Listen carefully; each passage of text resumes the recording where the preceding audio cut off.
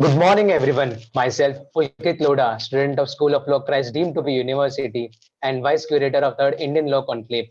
After having such enlightening discussions one after the other, let us delve into the topic neutrality of the judiciary in the face of a strong political executive and have a fruitful discussion on the same. Our keynote speakers for today are Ms. Aishwarya Bhati, who is Additional Solicitor General of India and Senior Advocate of the Supreme Court. Ma'am says success in litigation was not about how many money one makes, but it is about how much difference one makes in people's lives. Then we have Mr. Kaushik Mukherjee, who is President of the Legal Department at Indiabulls Housing Finance Limited. Sir has also been a former partner at Shardul Amarchand Mangaldas and Company. For more information on the speakers, kindly refer to the delegate handbook. The structure of a panel discussion is a short brief on the topic, followed by the views of the designated speakers. Then we'll have a small Q&A sessions where I will ask some questions to the speakers, and some time will be reserved for the participants to pose their questions to the speakers. Please use the chat box for the questions. Moving on, we'll start with the introduction on the topic. The separation of powers, which is embodied in our Indian Constitution, was borrowed from the Constitution of the United States of America, along with the principle of independence of the judiciary. Even Article 50 in our Indian Constitution lays down that the state shall take steps to separate the judiciary from the executive in the public services of the state. The process of appointment of judges is initiated by the Chief Justice through a collegium consisting of himself along with four senior-most judges of the court. The collegium system came out from the rulings of the Supreme Court, which is famously known as the three judges case. The appointment of judges and the collegium system has a long fought battle between them with the coming in of the National Judicial Appointment Commission to the 99th Constitutional Amendment Act in 2014. But the Supreme Court, through a 4:1 majority, struck down the amendment in 2015 and the collegium system was put into the place. Another aspect which can be considered is the basic structure doctrine, which was initially observed in the landmark case of Keshananda Bharati versus State of Kerala.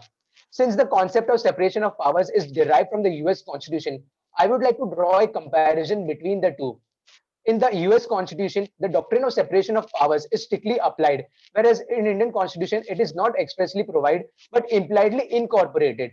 The best way to ensure separation of powers is to have a system of checks and balances between the organs of the state. Now I request Aishwarya ma'am to share your views on the same. Thank you very much, Pulkit. It's nice to be here on this platform um, with Kaushik ji, Aditya ji. Thank you for bringing us together. So separation of powers, like you have already explained, is a concept that is deeply ingrained in our constitution, and it is understood as one of the basic features of our constitution. No doubt about that. Not amenable to amendment also after the Keshwanand Bharti doctrine that has come. And let me tell you, this is not a debate that is happening just today. This debate has been happening in every decade. So, since our independence. So, for the last 7 decades, we have seen this conversation, this discussion happening in some form or the other. What I would like to draw your attention to, and it is a very healthy debate to have it is absolutely imperative to have a debate like this and discussion like this to really understand, how it happens. Now, let me take you to how the Constitution really envisages the system of balance of power between the three limbs of the state. Now, the three limbs of the state: executive, legislature, and the judiciary. We have to understand that the job of judiciary that is prescribed in the constitution is one of essentially a watchdog. So judiciary has the role of being a watchdog to the executive and the legislature. So by its the very nature of its work, it keeps a watch on the two other organs. The constitutional courts, essentially the Supreme Court, is also given the coveted position of being the interpreter of the Constitution. So that adds an additional limb of responsibility with the Supreme Court, because all the three limbs are governed by the Constitution, and the Constitution interpretation lies solely with the Supreme Court. Now, having said that, we have to understand that, what we often understand as, as if the three limbs are on a collision course. They are, they are not getting along well, and they are encroaching on each other's domain or areas. We have to bear in mind that the Constitution envisages their role to be of, institutional balance. A concept of check and balance is as deeply ingrained and as robustly protected by our Constitution as is separation of powers. So what we see most often is that the executive actions, because that's the job of the courts, the executive actions, the legislative actions are challenged in the courts of law on account of them being unconstitutional, arbitrary, contrary to any of the provisions of Part 3 of the Constitution. The writ jurisdiction of 226 is a little wider, and there the challenges are on other constitutional and statutory grounds, legal grounds as well. So it appears that the judiciary has this, the central role, the central position in our constitutional scheme, because as a watchdog it is supposed to. And enough and more. I mean, every day the examples are replete with examples of where judiciary has interfered with executive action and legislative action and called it unconstitutional. I mean, if we look back from the beginning of the, the basic structure doctrine to how it started. But I must also tell you that there are occasions, there very few, but there have been occasions where the Supreme Court also has faltered. And one of the biggest examples, which is really known as the dark letter day for Supreme Court, is the time of emergency, when when fundamental rights were suspended, including right to life was suspended during the emergency, and it was obviously challenged in the courts of law. And 9 high courts in one voice said that right to life could not be suspended. But a very formidable constitutional bench of the Supreme Court, consisting of very respected intellectual judges, reversed that the finding of the 9 high courts and said that fundamental rights, including right to life, could be suspended. And people were just picked up from their homes, from their offices, from their restaurants, cinema halls, from the streets, anywhere, without any explanation, without any cause, without any reason being given, and they had no access to courts. That was the impact of suspending, suspension of right to life and liberty, Article 21 being suspended. And though those judges, at least though the stalwart judges, immediately on their retirement regretted the judgment that they had given, and we saw that much later, in fact, 5 years back in the privacy judgment, the Supreme Court said ADM Jabalpur, 9 judges said ADM Jabalpur was not good law. But thankfully, we did not have to wait for 40 years for it to be corrected. Soon after the emergency was over, the 42nd constitutional amendment. Now see, when judiciary fails, that is the beauty of our system, that the system of check and balance is so robustly protected in our constitution that when judiciary failed, it was the legislature that stood up again. And the 42nd constitutional amendment was brought in, making right to life and liberty, Article 21, to be inalienable, incapable of being kept in suspended animation also. So, I mean, we never, cross your fingers, never have an emergency again. But if we were to have an emergency ever again in our country, it would not be as draconian as it was, because right to life cannot be suspended. So we have to appreciate and understand, you mentioned already in your introductory remarks that, this is a separation of powers is a principle that we have taken from the American Constitution. I think we've done a better job with it. I think we have improved it even better, because, in America, the system of appointment of judges, which has gotten exposed after the death of Justice RBG last month, and the new appointee, just at the verge, at the cusp of a new election, in the manner that it was done, and the whole debate about a judge being a democratic judge or a republic judge, these are not things that happen in India, and the appointment of judges, like you mentioned that the judges appointment case Of course, the constitution initially did not envisage that position.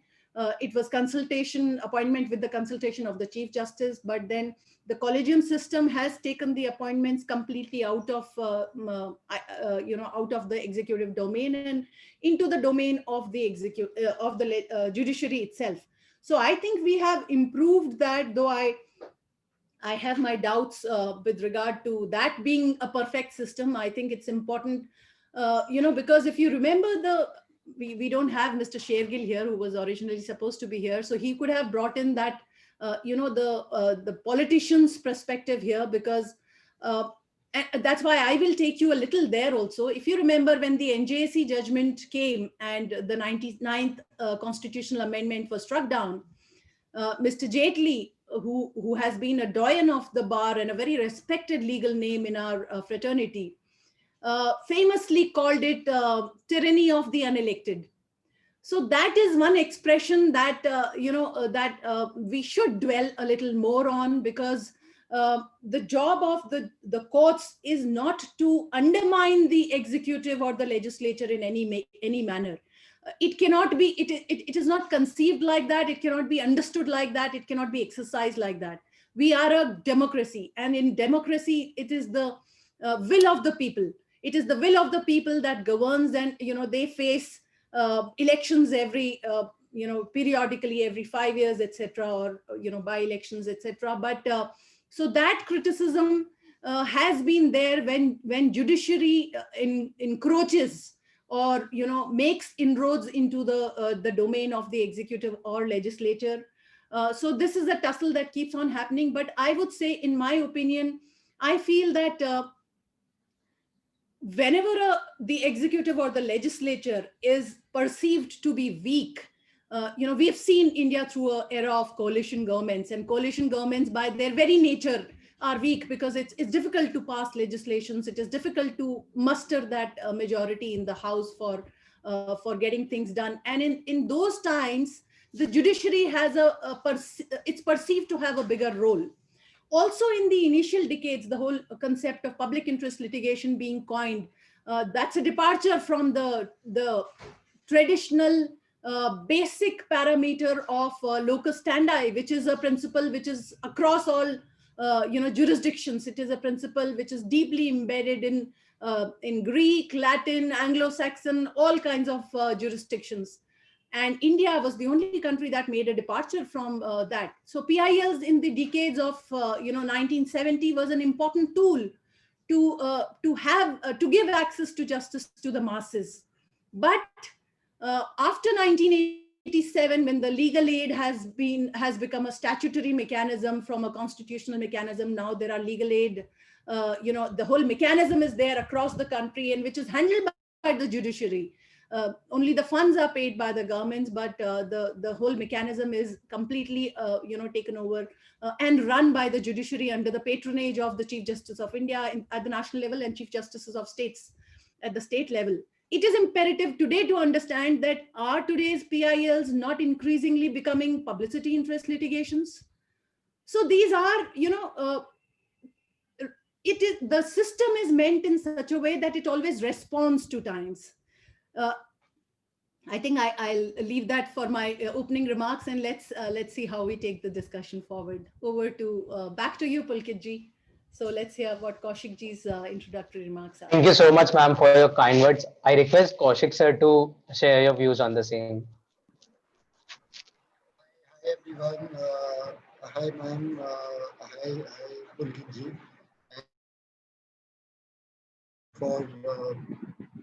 For allowing me on this platform and inviting me for this event.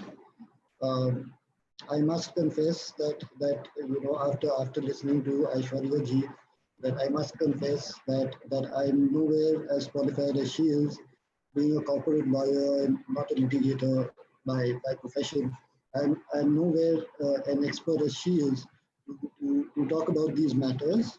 But I will try and get a slightly different perspective, because I confess that I cannot sort of get into the depth of certain of the issues that Aishwarya ji has brought forth. So I will try and bring in a slightly different perspective to this. So I want to start this whole discussion, the very basic, one of the pillars and the tenets of law that we learned in law school. And that was the sort of doctrine of the rule of law. So, I'm going to start this discussion by first talking about the rule of law and how that rule of law sort of is ingrained and sort of a fundamental part of the separation of powers as political thinkers such as Montesquieu and others have set out. So to start with, the rule of law is basically, it is what is the difference between a rule of law and the rule of law. I think that is the first thing that we need to understand. So, so a rule of law is any rule made under any law. Let's which requires you to pay a certain amount of taxes. That is a rule of law, or that is the rule by which that sort of law is espoused. Whereas the rule of law talks about a supremacy of the law or an ascendancy of the law over basically the subjects or the people or the citizens of a country, and how they benefit, and and in other words, what it seeks to bring is a rational and a civil fairness rather than a despotic society. So the earlier thinkers, earlier political thinkers like Aristotle, sort of espoused this rule of law in order to bring order into society, in order to bring justice in a society which was largely monarch, which was led by a monarch, which was largely, could have been despotic depending on the monarch itself. So what does Aristotle say, therefore, in relation to the rule of law? So Aristotle, the fundamental question that Aristotle is it that must rule? Is it the better man that must actually rule, or is it the better law? Now, this is significant. You know, so what does Aristotle? So therefore, what does Aristotle say? He says that if it is a better man, and he's not looking at this from a political or an economic perspective where somebody stands to gain or loss, he's already taken into consideration that it's the best man. He's already taken into consideration that it's the best law, right? Or rather, the better law or the better man. Now, assuming that that man is just and all of that, but still, that man only in the absence of a framework of laws, how does he mete out justice? It's basically his wisdom, as over maybe a couple of hours of a hearing in which an advocate is bringing forth the views of his client, or is it a system in which the legislator spends hours and hours in sort of discussing and framing? He came to the conclusion that of course it is the legislator which takes time and which delves on the law is basically what should be given supremacy. Now moving on from Aristotle, we move to Dicey quickly.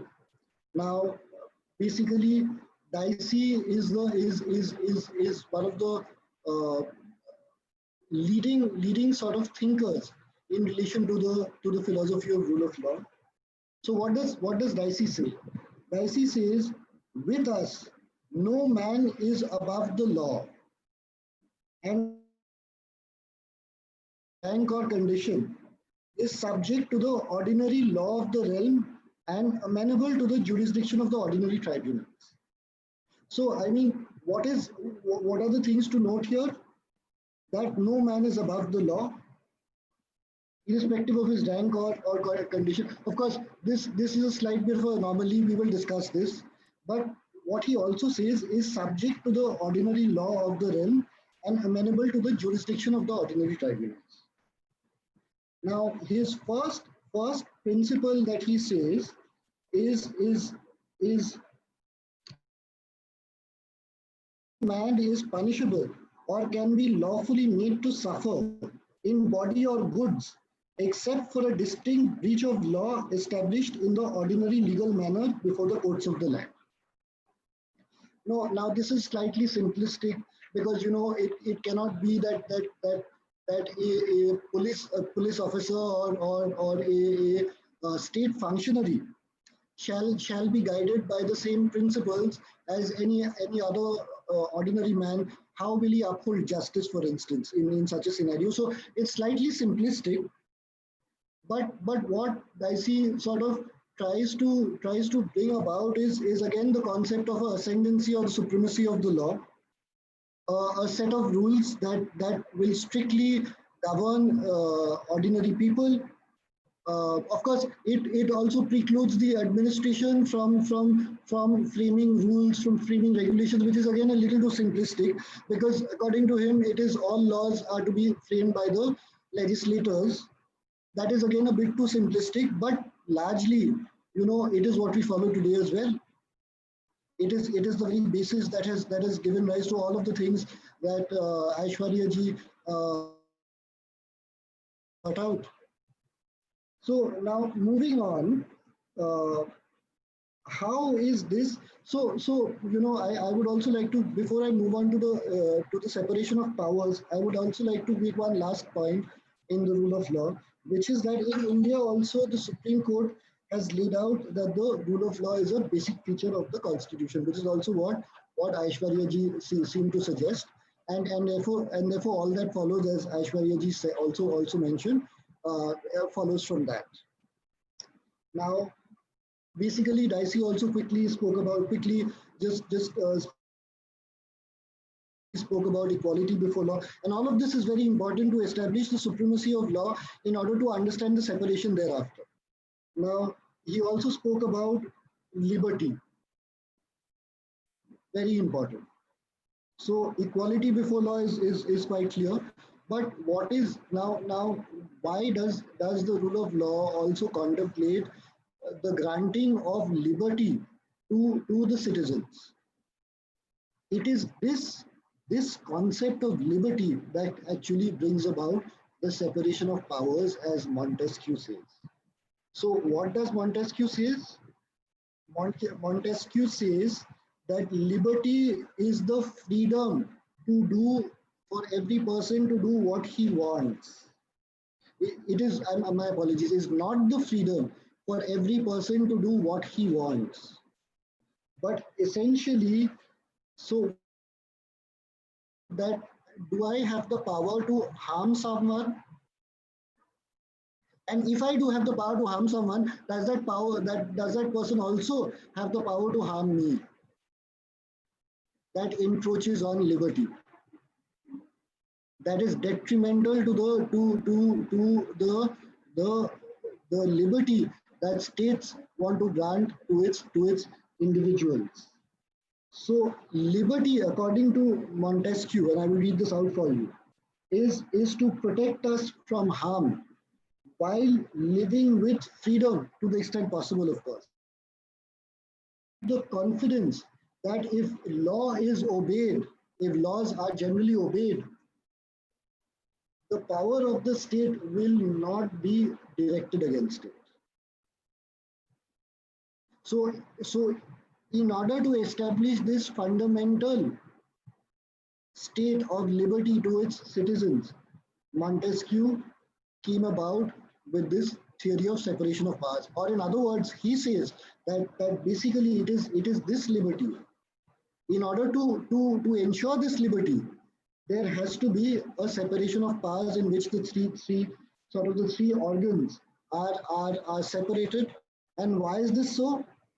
Because it's a very simple, it's a really simple logic actually, is that if you put all the powers under one hand, then there is no doubt that at some point this power will corrupt, and at some point this power has the tendency to become tyrannical. So what did he say? He said split it up. Split it up into the judiciary, which will be independent, the executive, which will basically administer, and the legislative that will make laws. And what he also said that none of these three should again be given an absolute power. So what would you do? So the executive can be checked by the legislation, because let's take an instance. If there is arbitrary taxation by the administration, then the executive can easily bring a stop to such funding by enacting provisions to that effect. If the legislature, we get two different houses of parliament, and one house has the power to strike down what the other house has come up with. How do you do it for the judiciary? You keep the judiciary completely independent from the legislation and the executive, so that the judiciary can function independent of each of these two, and can therefore do its work in the manner that with the full independence and freedom to strike down the laws that have been made by legislators, as long as they feel that such laws are going against the constitution or going against the basic framework that is governing the state.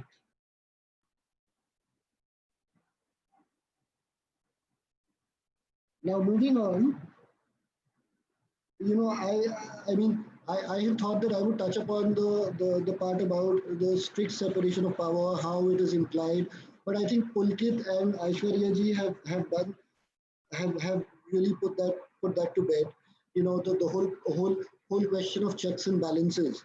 Checks and balances. Obviously, any power cannot be untrammeled. There has to be checks and balances. What those are, whether it is the appointment of judges, the power to impeach. There are various instances.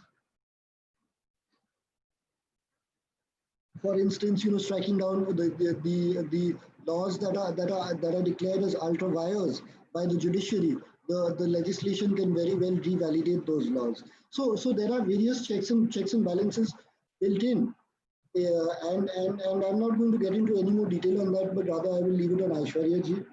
But I would now, basically, I would like to conclude my opening remark by saying that, okay, there is enough theory now. I think I have given you enough theory in relation to Dicey, in relation to Montesquieu, in relation to about the genesis. But what I would like to, and this is, I would rather, wear my corporate lawyer hat right now, and sort of try and draw a link between all of these and contemporary society, a link between this political thought and economics. So so based on my experiences, and Aishwarya ji had asked me, at the beginning of this presentation to sort of share any experience that I've had and how that can sort of benefit this conversation. So I would like to say that I've actually had the good fortune of practicing law in various jurisdictions in the past. Certain of these jurisdictions actually do not have the principles of liberty and separation of powers, the rule of law, as it is ingrained in the Indian Constitution and in the Indian polity. Now, what does that do? Why was I there? I was part of transactions in which global investors wanted to invest in these economies through the capital markets. Now, when you have to invest in any economy through the capital markets, I can tell you certain of the prospectuses. So some of the prospectuses that we write in India are about the company, about the markets. We do not write 30-page disclosure on the political sort of situation in that country. Why do we not do that? Because our constitution ensures that there is rule of law, there is separation of powers, and there are checks and balances. It ensures that if you invest in this country, you will get a certain amount of justice meted out to you. And in those jurisdictions where I work, we had to tell investors that if you are investing in these jurisdictions, beware, because these are the kind of issues. There might be economic issues.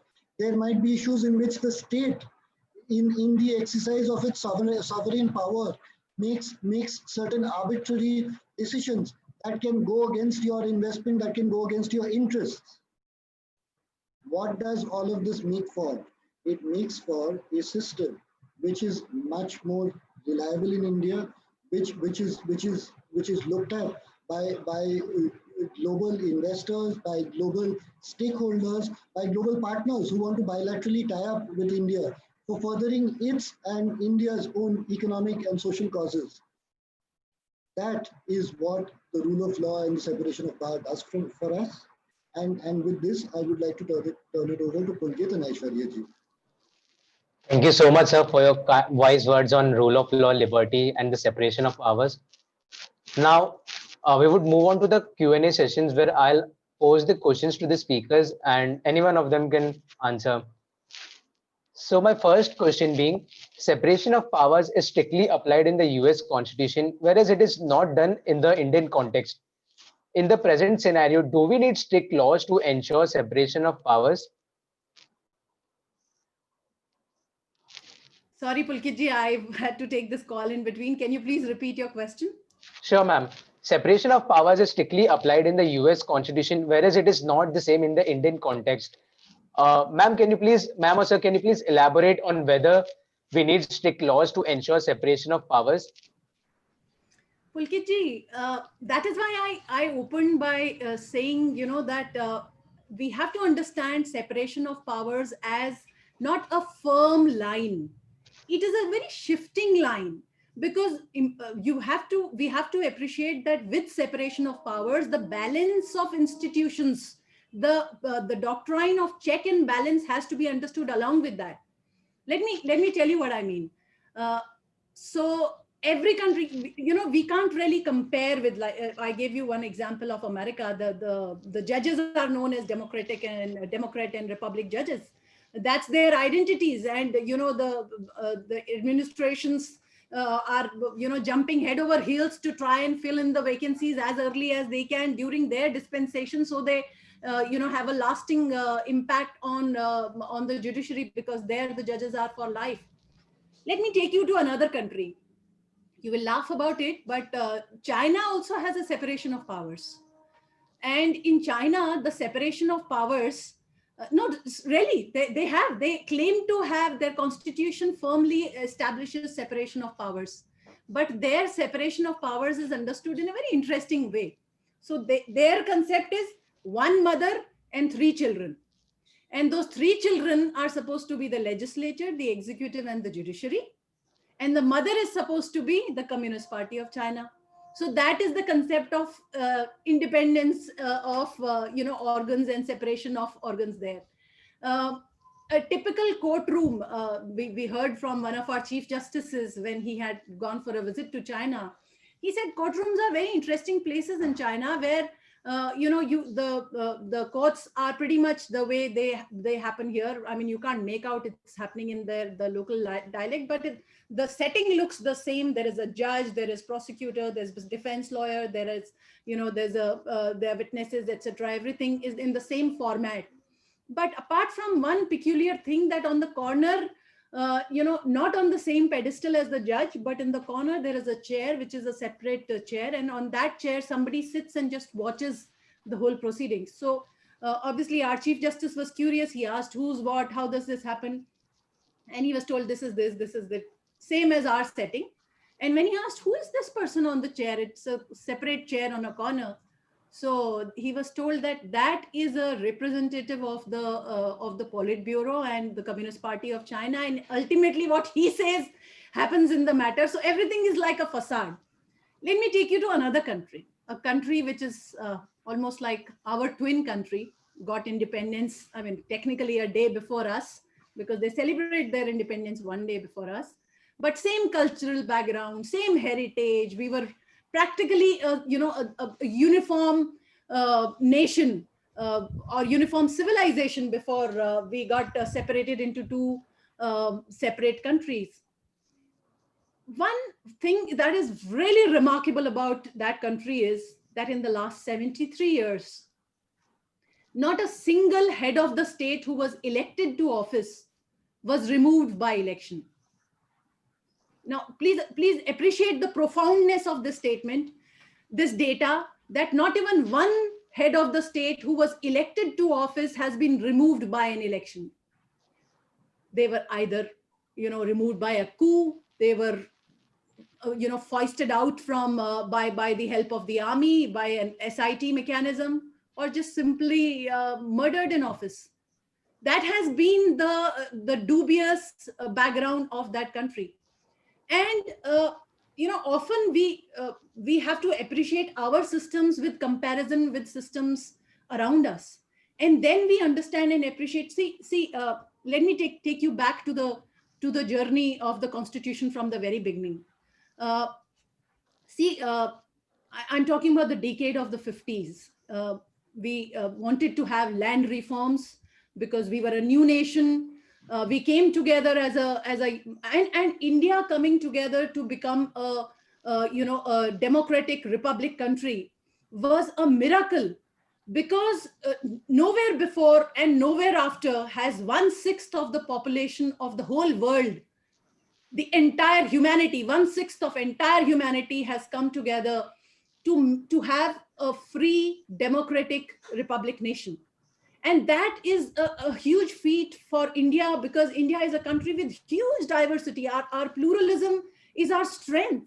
We have, our citizens are from all religions, all ways of life, all cultures, the way we, what we eat, what we wear, everything. I think the kind of diversity that we have, leave aside a single nation, no other single continent will also have that kind of diversity that India has. That is the beauty of our country. And when we started our journey in the initial years, property was a fundamental right, Article 30. It was strongly protected there.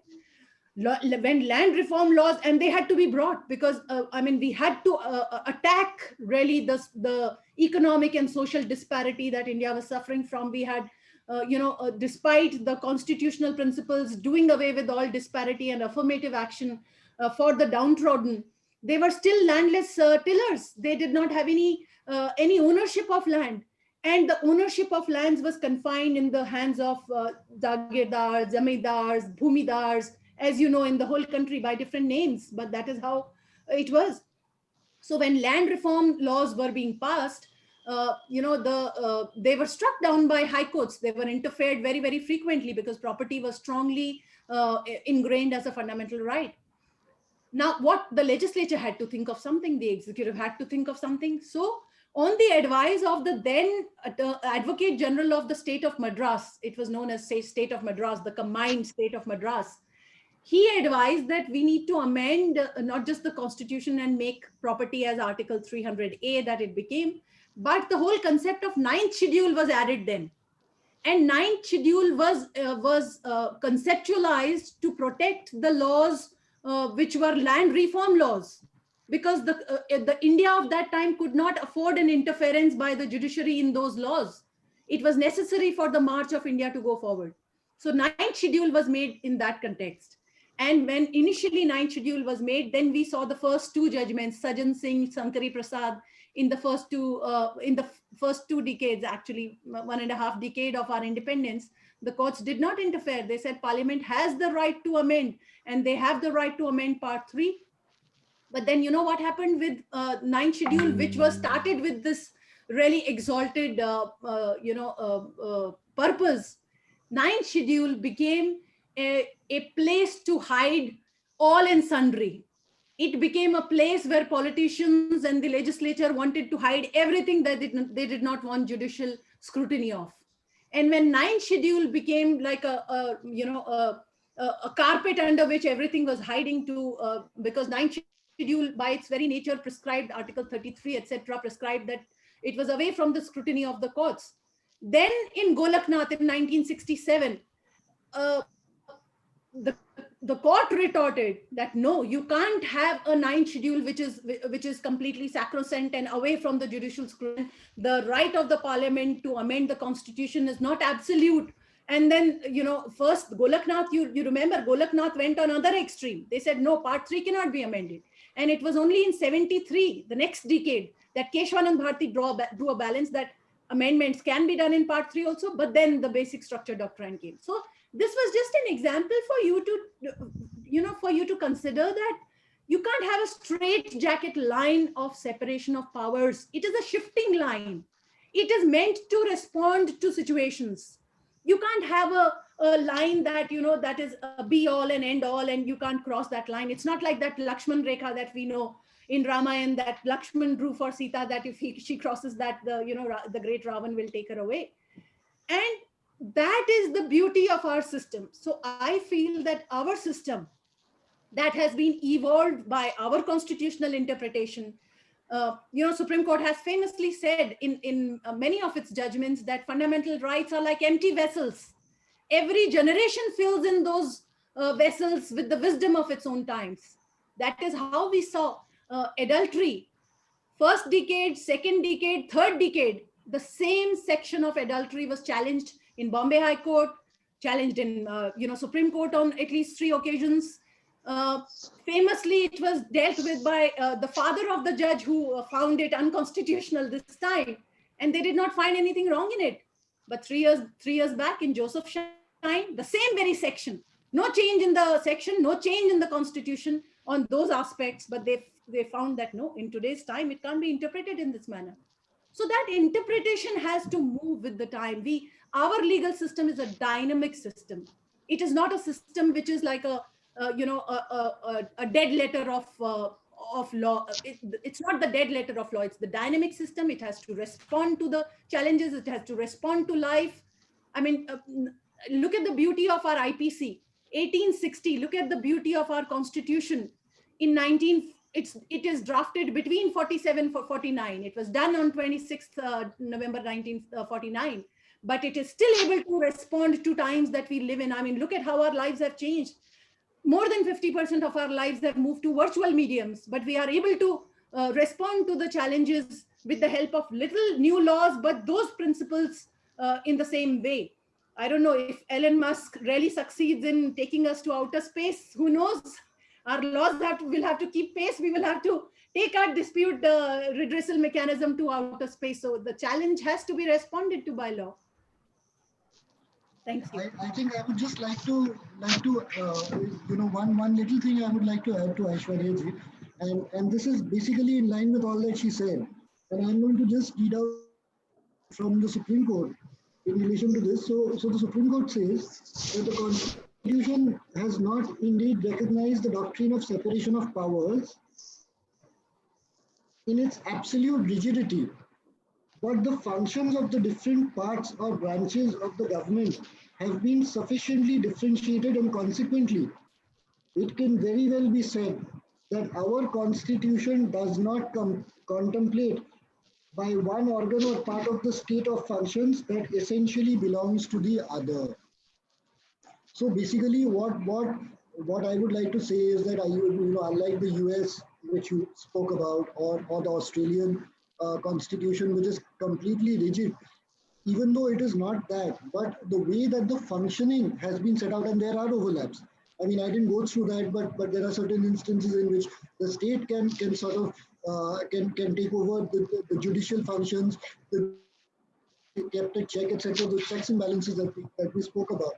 So there are overlaps, but it is well differentiated, and therefore I do not feel that rigidity as was founded at that time continues to the lack of rigidity which the founders of the Constitution sort of desired is something that still holds good in the current contemporary situation.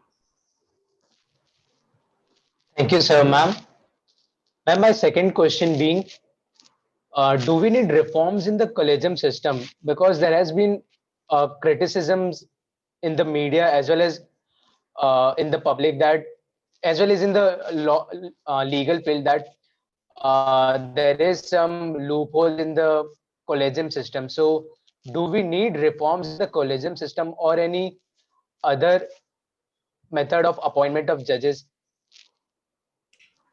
So Pulkit ji, I'll share my views on this with you.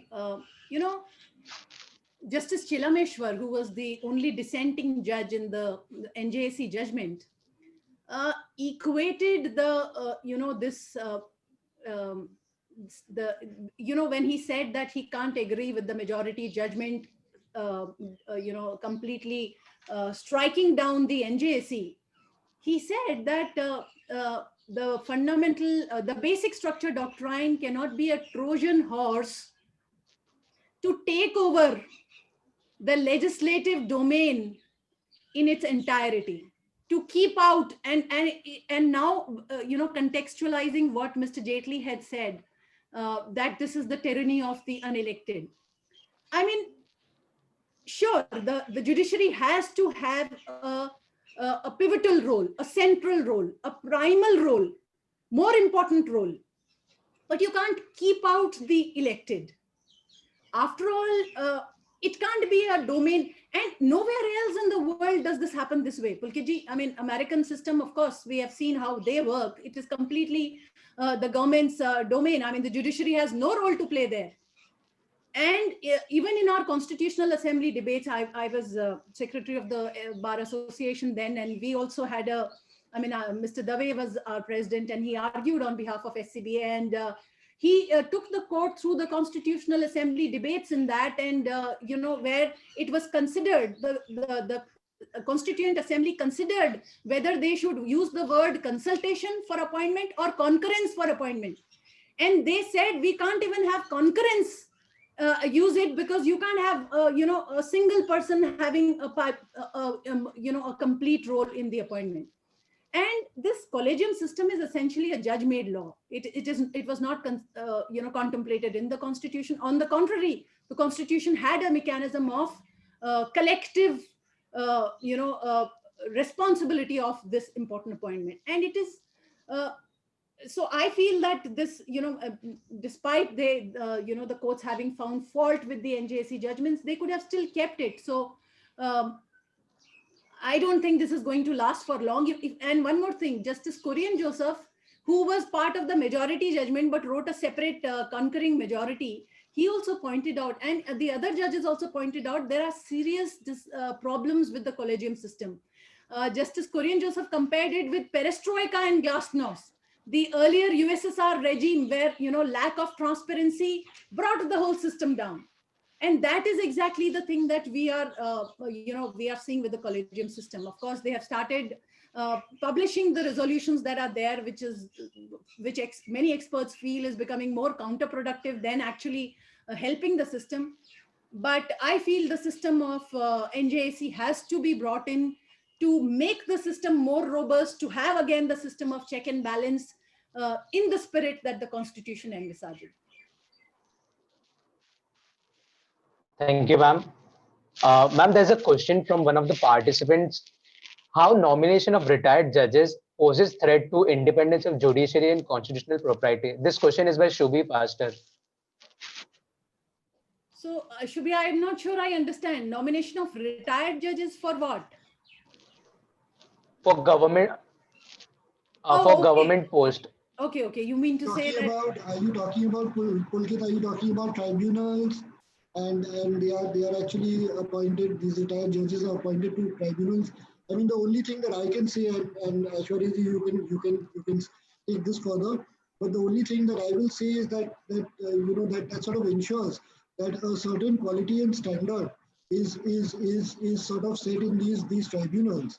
And of course, people with the experience in so there are let's say there would be one person who is an expert in the industry, who is a member, and another person would be a sort of a retired High Court judge, for instance, or a Supreme Court judge, for instance.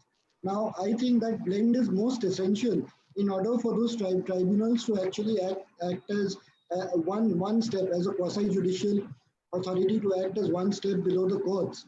I think it is essential that they actually form part of these posts. So sorry to interrupt, ma'am. The participant meant by nomination to the Rajya Sabha. I understood. I thought so. That governor, Rajya Sabha, this is what we have seen in Yes, the ma'am. recent times. But you know what? Let me take you back in time. Justice Hidayatullah, after his retirement, was elected as the vice president of the country. So there are no hard and fast rules. Why should we completely give up the talent and the experiential learning? Kaushik ji also mentioned that those are important attributes, and if that can be brought in, it doesn't matter. It doesn't, I mean, these, we can always have these fears that the person will not operate or function independently if there is a appointment hanging towards the retirement. So that is why the experts say that there should be a period of cooling off, and after that any appointments should happen. But now, like Kaushik ji mentioned, the appointments to the tribunals also, which most of which are by the retired judges, these are very important appointments, and you can't have that system of cooling off, because the retirement age is then you have the judges for very short periods, so that becomes counterproductive again. So again, I would say that there is no hard and fast rule. I mean, do you know Justice Krishna Iyer? He was a member and an active member of the Communist Party before he was appointed as a judge. So, and nobody raises a finger about his impartiality. It is not like a person has, if he has political affinity, or, I mean, politics is not such a dirty thing, and it should not be. We need strong people and, people of expertise in different fields to occupy spaces in politics. If those spaces are given up, then we have no right. I mean, do we want to go into a tyrannical or aristocratic structure? No, we want to continue to be a democracy. Then if we are going to criticize every person who has some kind of expertise to come into the system of democracy and has a potential to make it better, I think we are stretching it too far. I mean, it's a common pastime for the whole country to do politician bashing, and I think there is some justification in it also after the 7+ decades of governance that we have seen, and misgovernance to a large extent. But we can't be destroying our systems by criticizing them in endless manner. We have to have a system of constructive criticism, and appointment of judges towards there. I don't think, I mean, individually, if they are acting against the office that they are holding, against the constitutional ethos, that needs to be attacked, not the fact that they need to be kept away from governance or politics after retirement. So I would just like to sort of add to Aishwarya ji. I completely agree. Pulkit, you have to take into consideration that a lawyer or a judge with a legal backing, and slightly on a lighter note, I have seen that they have run countries like, and they run the largest bank in the world like Citibank, for instance, Vikram Pandit.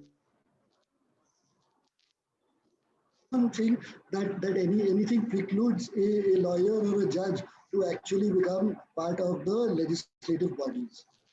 Of course, I'm not getting into the politicization part of it.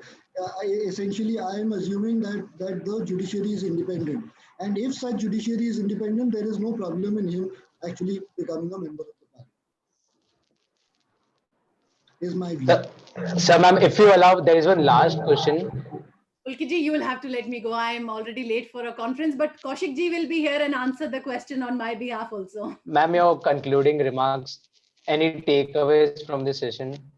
No, I mean, this has been a brilliant discussion that we have had. I mean, me and Kaushik ji have tried to present diverse views for your consideration. I hope your viewers consider those aspects and continue the debate. And Aishwarya ji, I would say diverse perspectives, not diverse views. My views were completely in sync with yours. Yeah, absolutely. You are absolutely right that our experiences are so different, but still we were in a convergence on the the ultimate views that we were coming to. But diverse perspectives we have brought for the consideration of the audience here. I hope you enjoy it. And as students of law, the discussions have to go on for all of us. We are all students of law for life. So it's wonderful to be part of this very robust discussion. Thank you so very much. Thank you, ma'am. Thank you. Wonderful to be with you. Thank you, Aditya ji. Bye-bye. Bye. Nice meeting you. So one last question. Okay, thank you. So there's a question by Advocate Kumar Weber. Uh, can you share your views on the proposed Indian judicial services via the existing constitutional framework? So I'm sorry, Pulkit. I don't have enough background to be able to answer this question. I'm afraid I must decline. Uh, Unfortunately, Aishwarya ji would have given a better perspective to this. So, my apologies. I don't think I can sort of answer this question. All that I can say is whether it is judicial services or the fairness with which the system or the process should be cast in stone. The merit of a candidate is the only thing that should ensure that his appointment is made, and all of this will again go back and sort of, I think, on a broad brush ensure that the independence of the judiciary is met with. Anything that sort of compromises that position is not something that I would like to sort of advocate. Thank you so much, sir. Before concluding, I request you to give your concluding remarks. Sure. So thank you very much. Like I said, it is great to be part of a forum in which we are all learning. We are students of law. Like Aishwarya ji correctly said, that we are all students of law. So thank you for giving me this opportunity to join this and learn a little more, to sort of be part of these interesting discussions, to hear your views, Pulkit, as well as, of course, the views of Aishwarya ji. And it has been an enriching experience for me. I hope that the basic tenets of the rule of law and separation of powers that I sort of brought out was interesting for our viewers. I think it is in order to ensure the ascendancy of law, there has to be this separation of powers. And it is this ascendancy of law that actually drives and regulates modern society, and therefore its importance. And therefore, I think that this session, for any budding lawyer who is actually going through the motions, who actually is while it might not, you might do different things in the future. Somebody might practice environmental law, somebody like me can do corporate law, but these tenets of law and civilization will only enrich your broader understanding of the framework of laws that you are actually ultimately trying to specialize in. So with that, I would say that thank you very much for making me part of this great session, and I look forward to being part of this again in the future. This brings us to the end of this session. I would like to thank our esteemed speakers for such an enriching session and the participants for being with us throughout the session. Lastly, I would like to thank Vidhi.org, Indian School of Law, Policy and Governance, and Ernest, who are our sponsors and the media partners. Now, we will have a lunch break for 1 hour, and then we will have another session on the topic labor rights vis-a-vis ease of doing business, which will be moderated by my friend Ishita Thakur. Thank you. Thank you. Thank you, sir. Thank you, everyone. So please join back at 2:50 p.m. We will have a very engaging discussion. We'll be ending the meeting right now for 1 hour. But at 2:50, the same link you have to join back. And there will be 4 speakers in that session. Mr. Prashant Bhushan is also one of the speakers. Dr. Niti Shikha, Ms. Anjali Jain, and Mr. Robin Banerjee. And we have 2 more sessions today. I think we've already shared the schedule with you. So we'll end this meeting for a lunch break, and 2:50 sharp, please join back. Thank you very much.